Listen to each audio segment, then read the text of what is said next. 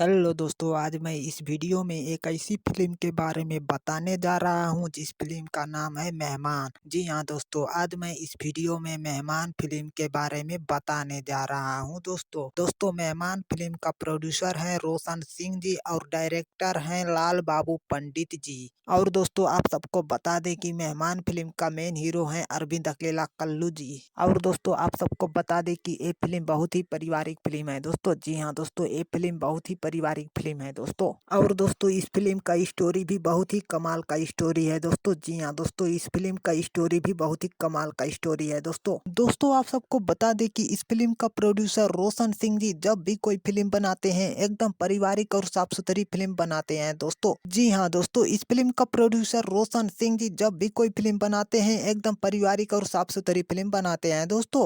और दोस्तों इस फिल्म के बारे में कुल मिलाकर यही कहेंगे कि ये फिल्म बहुत बढ़िया फिल्म है दोस्तों। जी हाँ दोस्तों, ये फिल्म बहुत बढ़िया फिल्म है दोस्तों। तो चलिए दोस्तों इस फिल्म का रिव्यू यहीं पर खत्म करते हैं दोस्तों। अगर इस फिल्म का रिव्यू आप सबको अच्छा लगा हो तो लाइक कमेंट और सब्सक्राइब जरूर करिएगा दोस्तों। चलिए धन्यवाद दोस्तों।